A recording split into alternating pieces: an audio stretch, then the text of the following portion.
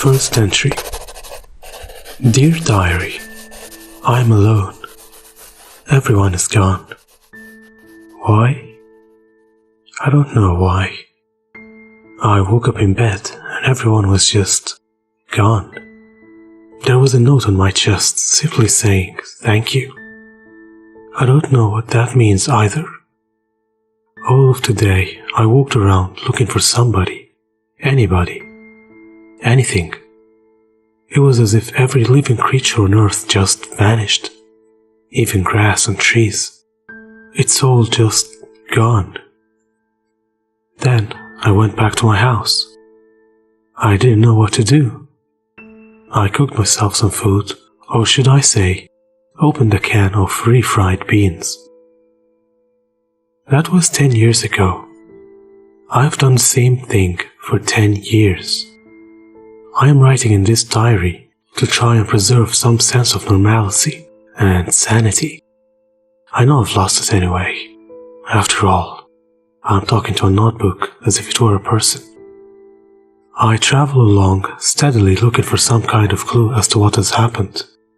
Everything looks exactly the same as the day everyone disappeared. As if they just got up and left. The power's out, which means no radio broadcasts. Trust me, I've tried, hoping that there might be some hint as to what has happened. I sleep where I want to sleep. After all, it's not as if their owners are coming back anytime soon. I wish I could tell you my name and age, but I can't. I don't remember. Second entry. Dear Diary, I am walking through the capital of the US. I can't quite remember its name. Everything is so fuzzy now, but that doesn't matter. What does matter is that I have found something that is alive. A dandelion. It is my pet.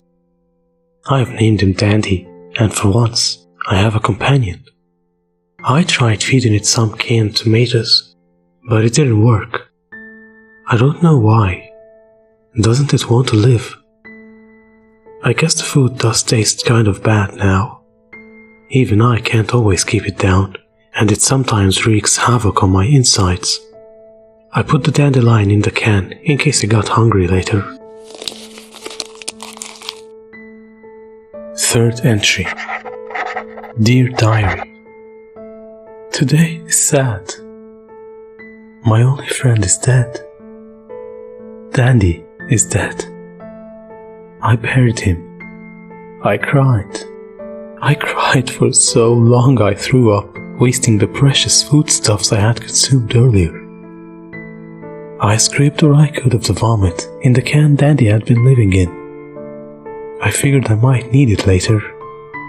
I am living in the White House now. I feel very important, like that one guy who was important. Oh, well, it doesn't matter now, does it? As I'm writing this, I'm looking at Earth's twin moons. One of the few things that make me feel normal. I keep trying to remember what life used to be like before everything was gone. It's getting hard to remember things nowadays. I used to be very smart. I keep hearing voices inside of me, but I don't know who they are. Prominent among these are a girl named Vivian. She screams at me in crying wails that I am her father. But I have no children, I think. Fourth entry. Dear Diary, I wish I could find just one living thing. Anything would do. In 10 years, I haven't found one thing to keep me company. I would even take a despicable weed like a dandelion. I think I would call it Dandy. That annoying voice in my head keeps yelling at me, begging me to remember my daughter. I think a daughter is a kind of a human, but I can't remember. Everything's so fuzzy. Anyway, humans haven't existed in 10 years. Fifth entry.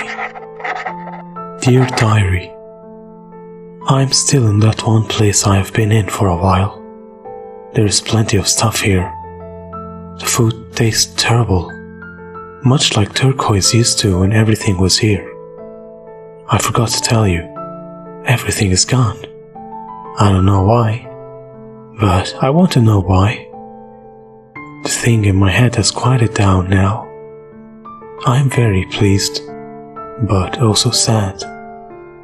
I had good conversations with it, but lately it's been a real jerk and hasn't responded.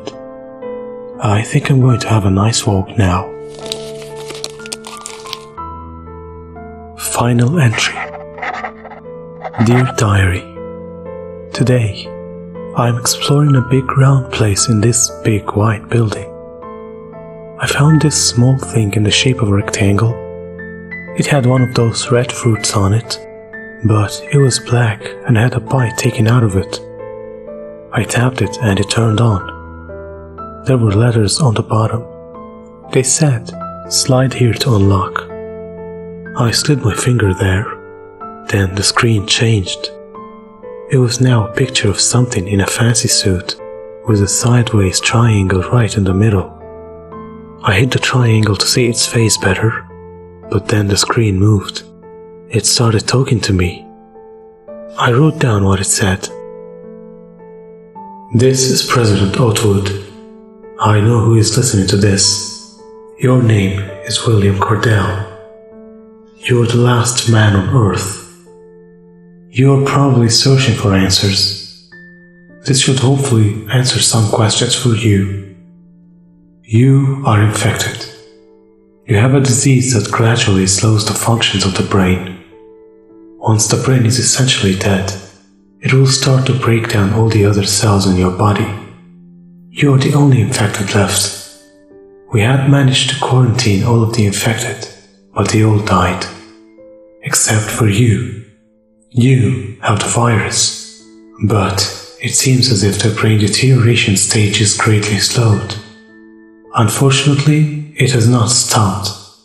You will eventually lose your memories and your life too. You, and you alone, could determine the fate of all the Earth's life, and you did the noble thing. You stayed behind. When the first sign of the affliction appeared, you designed a giant space station that could hold all of the Earth's population, never knowing the whole time that you could never come on it. We followed your plan. We have left the Earth for the safety of billions of plant, animal, and human lives. Everybody, except for you, perhaps the most brilliant man to ever live. It pains me to leave you so alone, but you can always see us, and we can always see you. Your family will be trying to talk to you through your brain neurotransmitter. If you ever need reassurance, just look to the sky, and you will see us right by the Earth's moon. On behalf of the human race comes a big thank you for saving our lives and making a noble sacrifice. We will never forget you, even though you will forget us. So, at least I'm not alone. There is some other guy like me out there on a planet called Earth who is still all alone as well, abandoned by his people.